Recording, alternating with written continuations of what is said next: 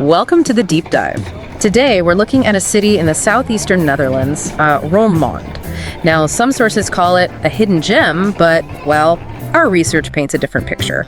It's actually quite the global hub. Especially if you're talking retail and history sort of colliding. Exactly. And its location is crucial, isn't it? Absolutely key. It's right where the Roer River meets the Meuse, or the Maas, as they call it there. And that spot, well, that's the thread that runs through basically everything we've read about it. From its medieval power to its history of conflict, and now, its modern commercial boom. Okay, so we've got this stack of material architecture, culture, lifestyle insights. And the mission today, I guess, is to get past the usual travel guide stuff. We want to understand that core contradiction. How does a city, battered by history, manage to blend a beautifully preserved old town with, well, one of Europe's biggest designer outlets? It really is a study in extremes, isn't it? You have this deep resilience baked into its identity. A historic center steeped in tradition. But paradoxically, it's now fueled by this huge cross-border shopping scene. That fiction, that layering, that's what we need to unpack. How did they pull that off? Right. It's fascinating. So let's start at the beginning, the foundations. You mentioned Roman times. Yeah, the roots go way back. Always a strategic spot, clearly. But it really starts taking off politically and economically in the Middle Ages. When does it become official? Well, the first big mention is 1182. That's when Count Otto I of Gelders granted it city rights. Critical step. But the real economic muscle came from trade. And this is where the Hanseatic League comes in. Exactly. And let's be clear for, anyone listening, this wasn't just some local merchants club. No, this was the dominant trading alliance in Northern Europe. Powerful stuff. But Roermond's relatively inland. How did it become so important to a league often associated with seaports? That's a great point. Its value was the river access. The Meuse was a highway, really. It connected the textile industries, wool coming out of Flanders and the Rhineland, deep into that whole European network. Roermond controlled a vital junction on that river highway. So its membership meant serious medieval wealth. Absolutely. Not just local riches, but continental influence. They were trading cloth, timber, grain, all kinds of goods across huge distances. But that kind of wealth and strategic importance, it makes you a target. Right? Always. The sources are full of centuries of conflict that kept changing hands. Right. I saw that Duchy of Guelders, Spanish Habsburgs, the Austrians for a bit. Before finally becoming part of the Netherlands we know today in the 19th century. But the cost of that location was immense. How bad was it? Really bad. Constant sieges, battles. It suffered terribly during the 80 Years' War, the big Spanish-Dutch conflict, lots of destruction. And then again, centuries later, really heavy damage in World War II, especially near the end of the war. Okay, so given all that destruction, multiple times, how did they manage to keep or rebuild that historic character so successfully?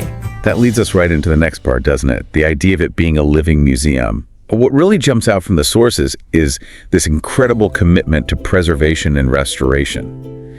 It's almost like an act of defiance. So you can actually see the layers when you walk around. Oh, definitely. You see Gothic, Renaissance, Baroque styles, all sort of layered together and meticulously kept up.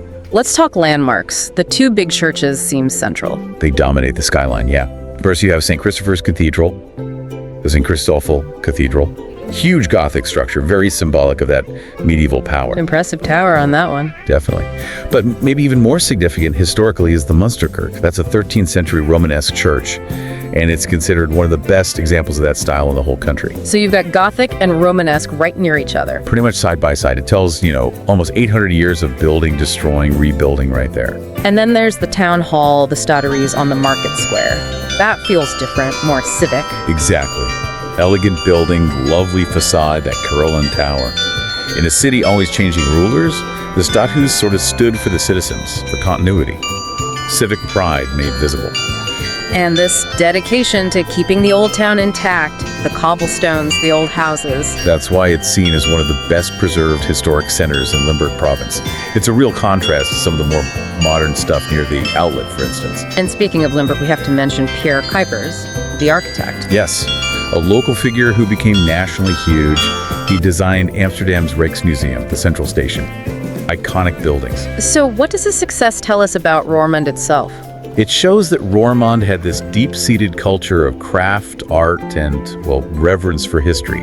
Kuipers was a key figure in the Neo-Gothic revival, which was all about celebrating Dutch heritage through architecture.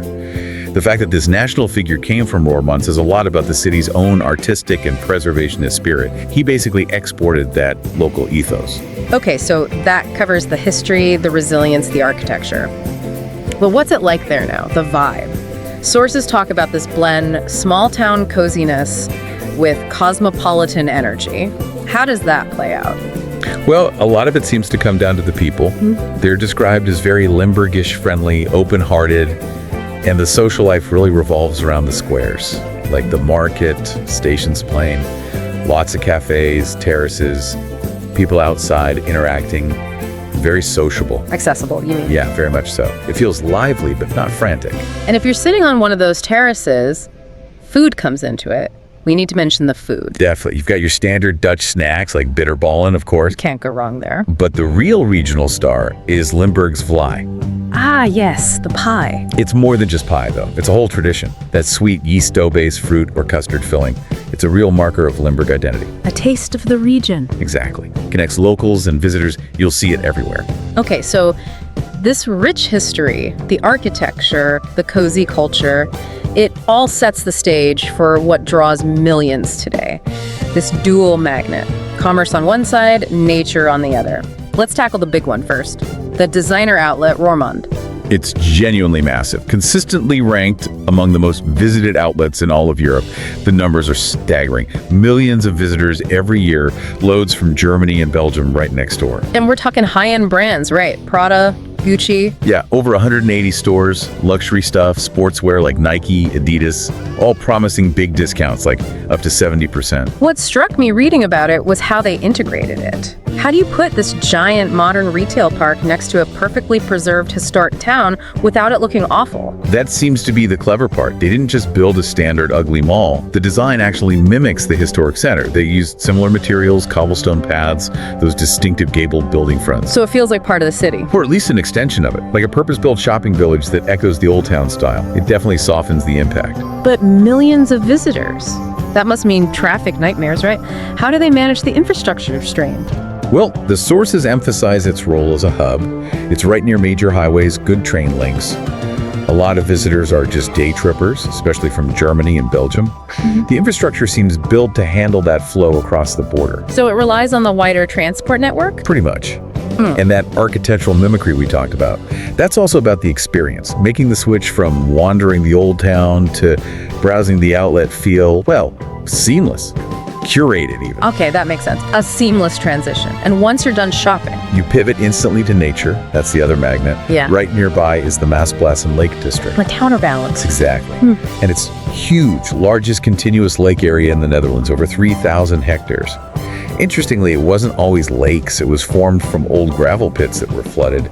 Now it's this massive water sports playground. So you can literally go from Gucci to kayaking in, what, an hour? Pretty much. Sailing, swimming, cycling around the lakes. It really shows that flexibility Roermond offers. And if water's not your thing, Then you head slightly east to the Meinweg National Park. Completely different feel there. Rolling heathlands, forests, even some sand dunes. And what's really neat is how the birder location plays out. The trails just cross right into Germany. No fences, no fuss, just blended Dutch and German nature. that blend seems to be a recurring theme. Does the cultural calendar reflect that too? Tradition versus modern? Absolutely. You see it clearly in the big events. The biggest traditional one is Carnival or Vastelavond in February. That's huge in Limburg. Massive street parties, crazy costumes, parades. It's pure regional identity on full display. Deeply rooted. Very. But then on the flip side, you have something like the Solar Weekend Festival in the summer. That's held near the Maasplassen, very modern, creative music and arts festival. Totally different energy. So it embraces both ancient traditions and cutting-edge festivals. Seems like it. Plus other stuff, classical music at the churches, Christmas markets, a pretty full calendar. So summing up the tourist experience, what makes it appealing? The sources really highlight the ease of it all. The city center is compact. You can easily walk or bike between the historic sites, the outlet, the riverfront. It's all very accessible. Which gives you, the visitor, that flexibility we talked about. Exactly. You can mix and match easily. History in the morning, shopping or sailing in the afternoon, dinner by the water. No stress. And its location is good for exploring further afield, too. Yeah, it's a great pace. Dusseldorf, Maastricht, even Liège in Belgium, they're all less than an hour's drive away. Makes it a really central spot in that whole border region. Plus, it feels safe, welcoming, and crucially, English is widely spoken.